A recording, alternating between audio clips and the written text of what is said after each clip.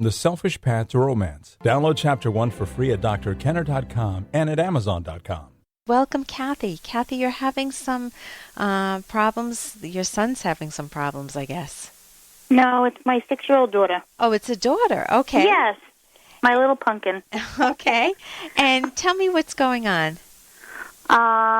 In school, she's kind of shut out from the girls that are very aggressive. I didn't realize that children were so aggressive at that age. And it's 6 years old, huh? Yeah.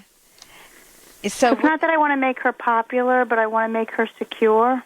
Okay, can you give me a picture of what's going on? Like she came They home? shove her. They exclude her from joining in on things. How many of them are the they that you're talking about?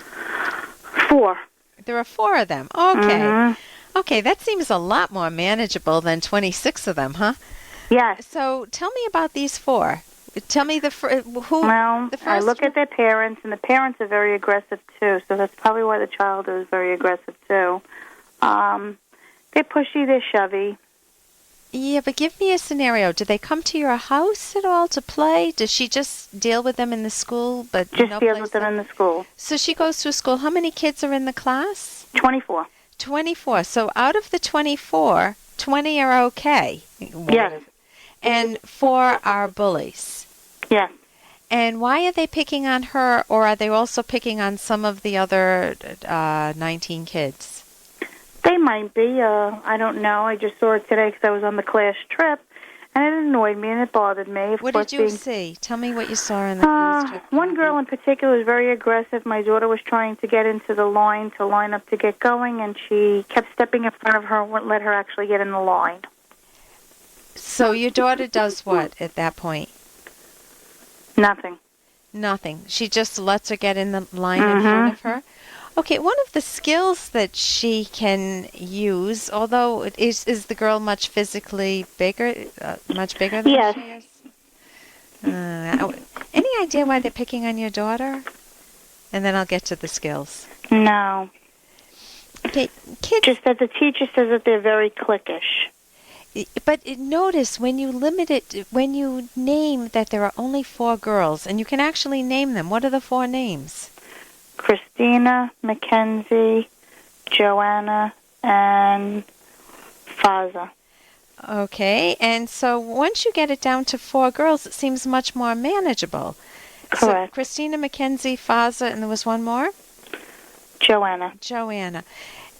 So here's what I would recommend. If it were my daughter, I would say, oh, you know something? Isn't there, when you look out at your classmates, there are some that are easy to get along with, and there are some that are real difficult. Who do you like the best? I would ask her first to focus on the kids that she really loves being with. And are there a couple that she loves? I think so. And I would help her learn how to connect with them. Maybe go to the zoo with them. Maybe, go on your own little field trips with them, even if it's just having them come over to the house, so that she gets to know that she's lovable, likable, and that she can find people to admire and to play with. I had a wonderful playmate when I was younger called Abby. To this day, if I think of Abby, I get a warm feeling inside, a warm smile. She was like when I was 6 years old, she was my buddy. We used to dig in the sand together. Right. Now, I had other kids that picked on me. In fact, one girl turned the whole schoolyard against me in was 5th grade.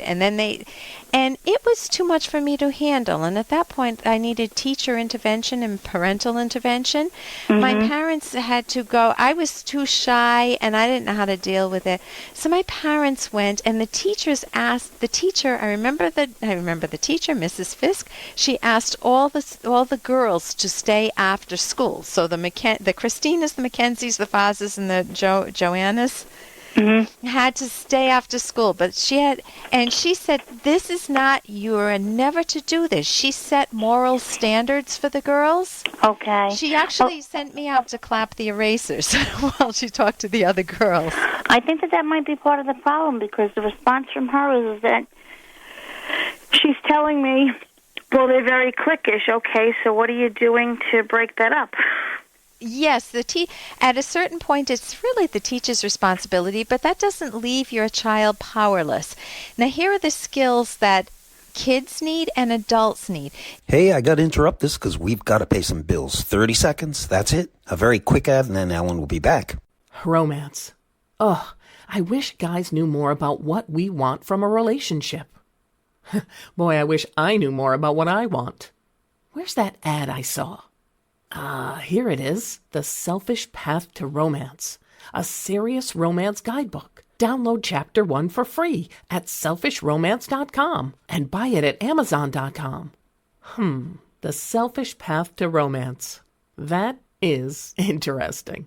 Now, here are the skills that kids need and adults need. If someone stepped in line in front of you, what would you do? Let's say I stepped in line in front of you at the supermarket. What would you do? Nothing. Nothing? Okay, you got the same problem. Huh? Okay. It's not easy, is it? No. If you stepped in front of me, if I'm in my best mood, I would assume that you did it accidentally, that you just weren't focused. Because I know there are times when I've been unfocused.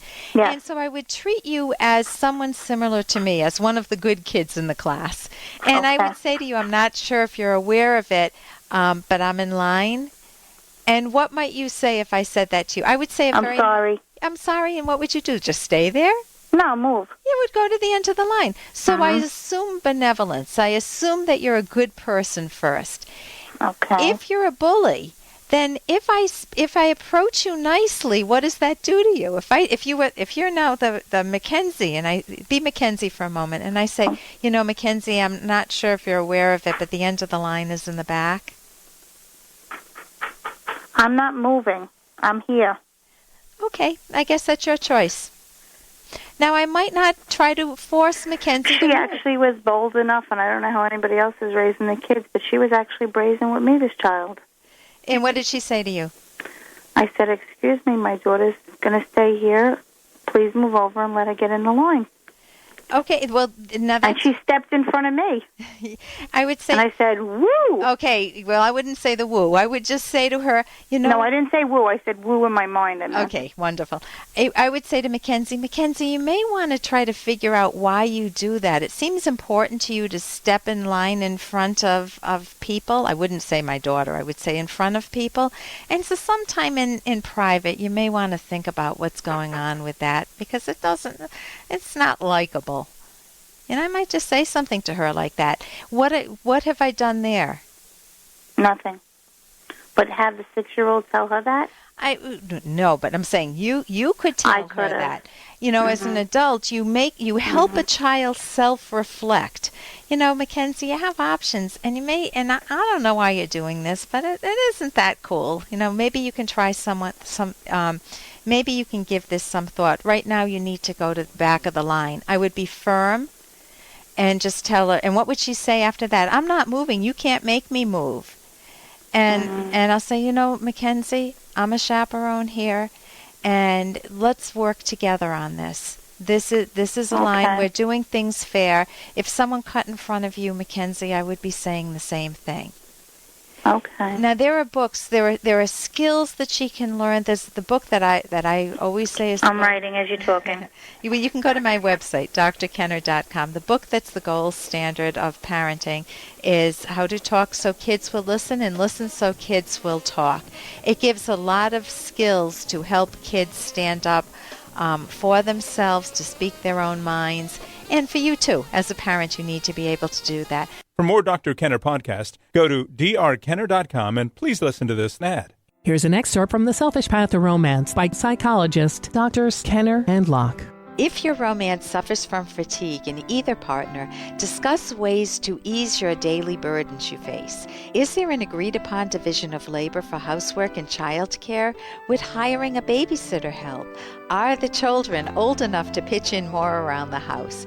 Can you just say no to some of those volunteer activities you feel obligated to do? Find time to rest and be alone with each other when you are least fatigued. Find places to get away together. These don't need to be a elaborate or expensive getaways. Sometimes a surprise lunch date or an overnight at a bed and breakfast helps tired couples reconnect and re-energize their romance. It is often easier to recharge away from home, where all the chores or temptations that threaten to distract your focus from one another. Download Chapter 1 for free at drkenner.com, and you can buy the book at amazon.com.